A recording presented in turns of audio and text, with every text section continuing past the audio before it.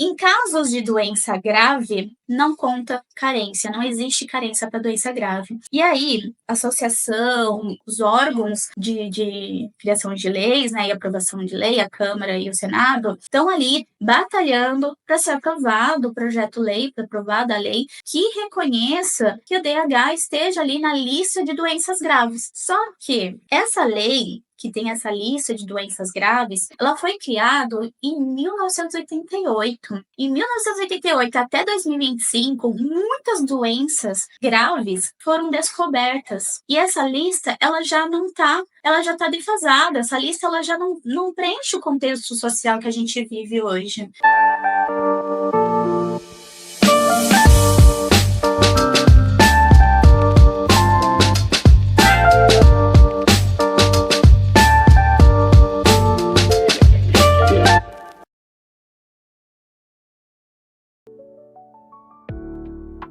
Então, a gente hoje vai falar sobre direito previdenciário, aposentadoria e questões relacionadas à doença de Huntington, também conhecido como DH. Então, a partir de agora, eu vou falar como DH para os mais íntimos. Aqui a gente vai separar o direito gerais do portador de DH em 3 fases: o direito previdenciário, o direito assistencial e o direito tributário. E a primeira fase que a gente vai começar aqui explicando, e essa primeira fase é a mais importante porque ela é bem complexa, é o direito previdenciário, que ela é diferente do direito assistencial e ela é diferente do direito tributário. Só que essas 3 partes do direito, elas se relacionam. Por quê? A primeira coisa que a gente precisa entender é quando é que eu estou discutindo o direito previdenciário e quando é que eu estou discutindo o direito assistencial. O direito previdenciário é todo aquele benefício que a pessoa está contribuindo, ela contribuiu para ter aquele direito. Então, a gente vai ver mais para frente que tem perguntas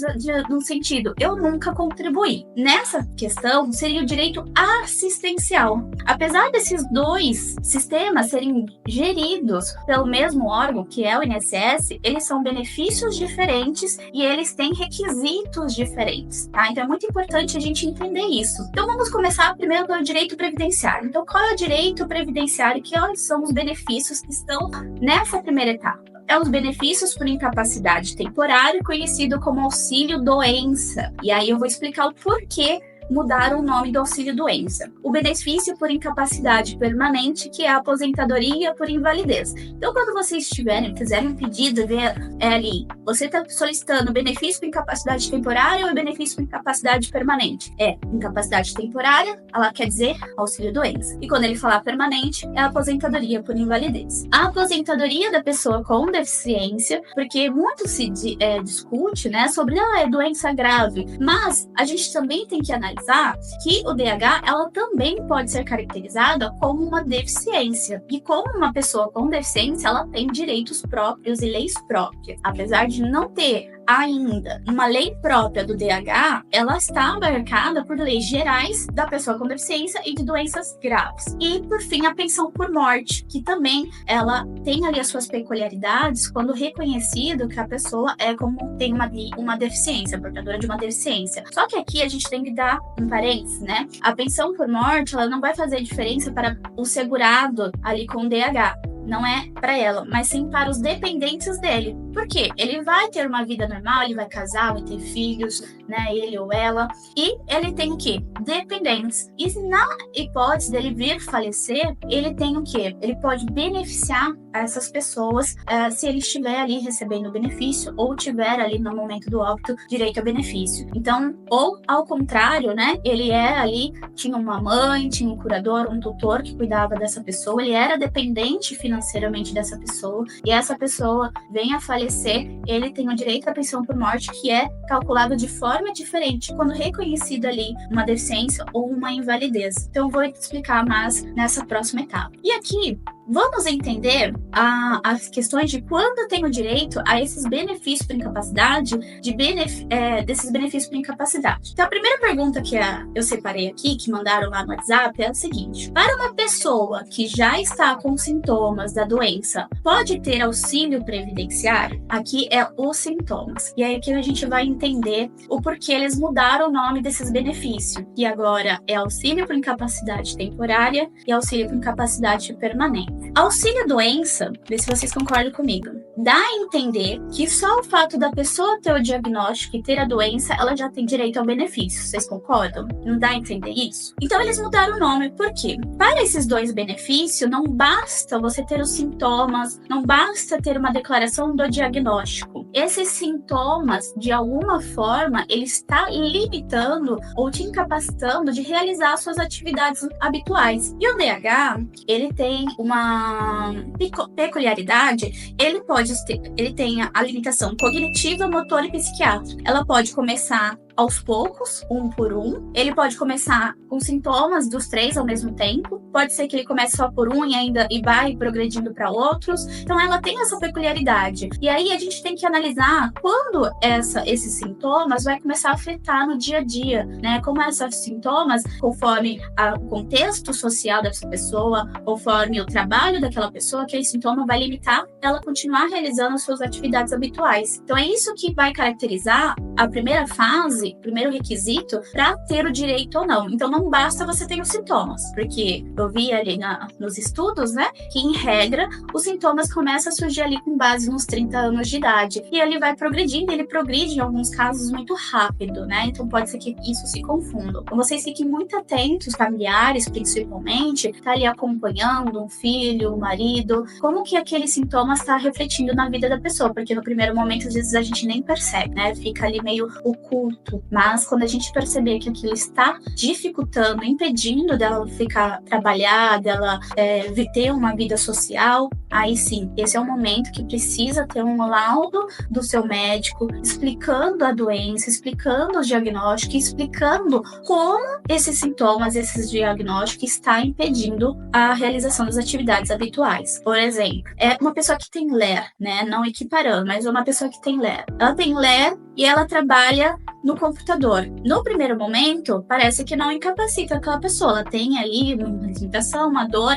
mas não incapacita. Chega uma fase que ela começa a não conseguir mais mexer os dedos. E ela trabalha com a mão, digitando. Como que ela vai trabalhar digitando se ela não consegue mais mexer a mão? Entende? É nessa fase que o laudo tem que explicar. Olha, ele tem LER, ele não consegue fazer X, Y movimento, e por isso ela não consegue continuar trabalhando, não consegue realizar as atividades habituais. Então, por isso que eles mudaram o nome. Então, tanto auxílio-doença quanto aposentadoria por invalidez, que é a capacidade temporária e incapacidade permanente, ele não analisa a doença, e sim como ela é incapacitante para o dia a dia. E aí, agora a gente vai analisar os outros requisitos desses dois benefícios por incapacidade previdenciária, que é a qualidade segurado, a carência e o período de atestado. Vamos por parte. Qualidade segurado. O que é qualidade segurado? O previdenciário, diferente do assistencial, ele é como se fosse um seguro, um convênio médico. Se você está pagando o INSS, você está segurado. Se você não está pagando o INSS, você não está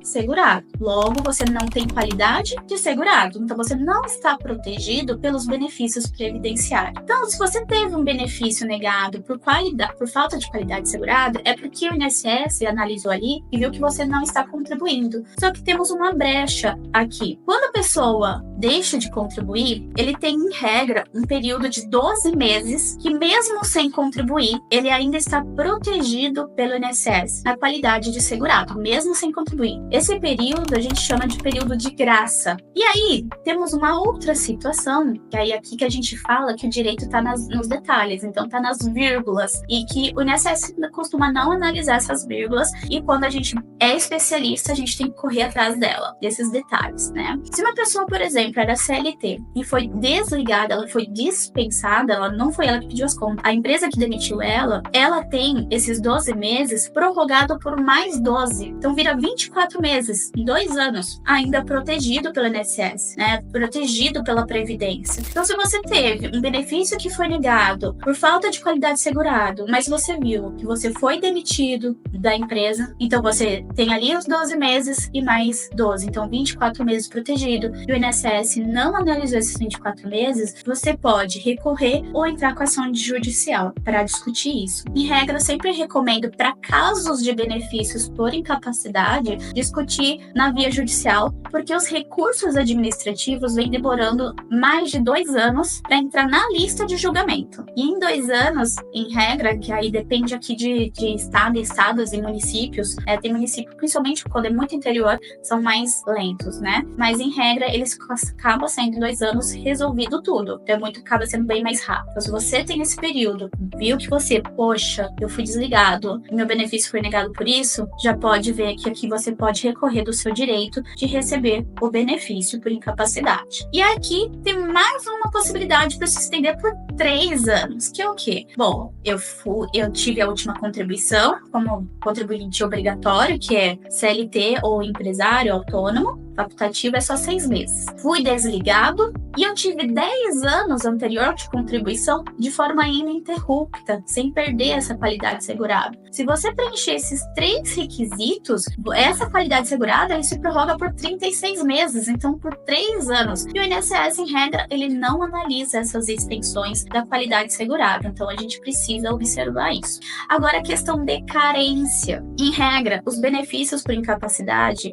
ele exige que tem ali no mínimo 12 meses de contribuições. Carência nada mais é do que contribuições realizadas em dia, para quem é autônomo e empresário. Para quem é funcionário, para cada dia de um mês trabalhado conta como um mês de carência. Então, digamos, você entrou no dia 28 de fevereiro e foi desligado no dia 3 de março. Para tempo de contribuição, você trabalhou 3 dias, mas para carência, você tem 2 meses. Então, se você trabalhou um dia de um mês e um dia do outro, já conta como um mês de carência. Então, você precisa ter 12 meses. E como que calcula esses 12 meses? Pô, eu tive 6 meses de um emprego, saí, fiquei ali 5 meses sem trabalhar e depois voltei e trabalhei mais 6 meses. Será que esse período que eu fiquei sem trabalhar acaba interrompendo, eu tenho que contar tudo de uma vez? Não. Se você não perdeu a qualidade segurada, que é esse período que você pode ficar sem contribuir, que é o período de graça, você voltou a recolher antes de perder essa qualidade segurada, então as contribuições que você realizou anteriormente vai contar para carência também. Então são ali 12 meses que acaba contando. E aqui eu deixei de vermelho porque em casos de doença grave, não conta carência, não existe carência para doença grave. E aí, a associação, os órgãos de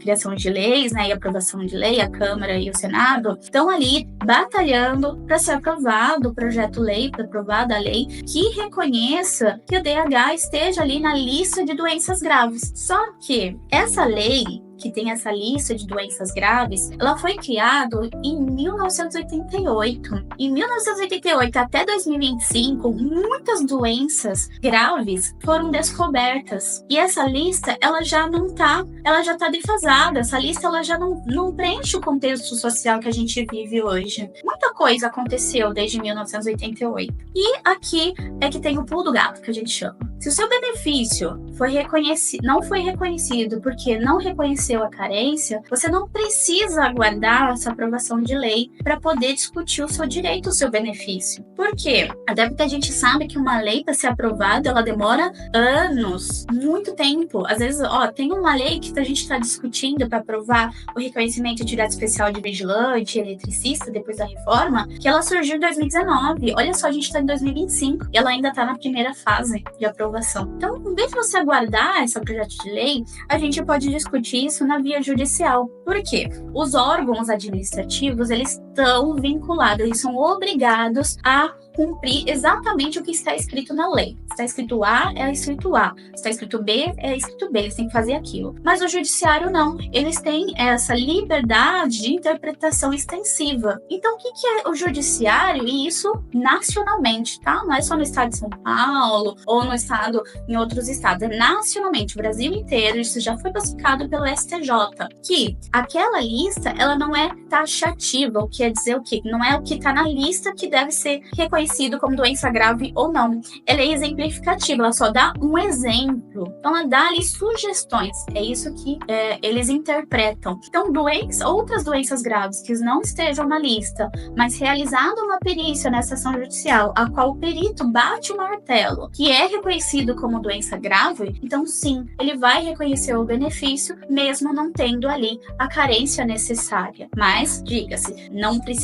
vai precisar comprovar a carência, mas vai ter que comprovar a qualidade segurada e a incapacidade. Lembrando disso. Então, a gente vai etapa 1, etapa 2, aí o requisito 3 a gente tem outros mecanismos para discutir. Então, se você teve o seu benefício negado por falta de carência, saiba que você tem essa possibilidade de discussão, tá? Não fique aguardando ali sem receber, porque a gente sabe que qualquer valor que a gente recebe para ajudar a continuar o tratamento, a gente sabe que ainda não existe uma cura para o DH, mas o que a gente puder fazer para ter ali uma qualidade de vida, é importante a gente correr atrás para a gente conseguir. E aqui, da doença grave, o que caracteriza uma doença grave? Bom, se foi reconhecida a incapacidade, a gente sabe que é porque essa doença, ter surgido já os sintomas há algum tempo, ela chegou numa fase que a pessoa não consegue realizar suas atividades habituais. E aí, a gente sabe que é uma doença que não tem cura, que ela é uma doença progressiva e que ela vai, o quê? Limitando as atividades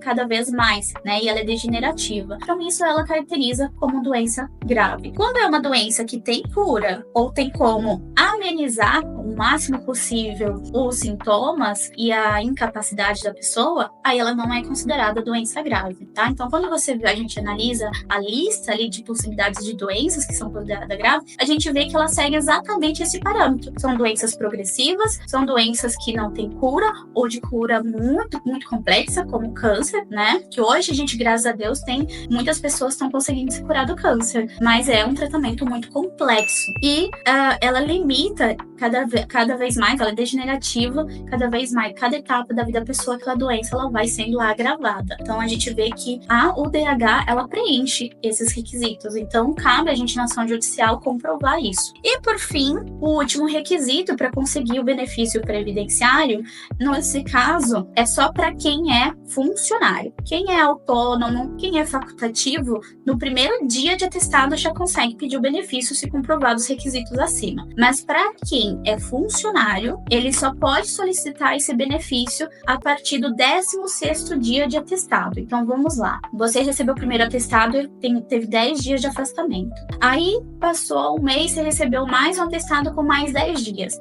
Esses dois atestados, eles se somam, porque está dentro do período de 6 meses. Então, você teve aqui 20 dias de atestado. Então, você já pode pedir o seu benefício por incapacidade, porque a empresa ela é obrigada a pagar a remuneração da pessoa nos 15 primeiros dias de atestado. A partir do 16º, a responsabilidade passa a ser do INSS se ele reconhecer a sua incapacidade, tá? Então, é muito importante vocês saberem disso. Não precisa aguardar 30 dias, 60 dias, até porque até agendar a perícia, vocês vão acabar tendo outros atestados que comprovam ali a continuidade ali das limitações para receber o benefício.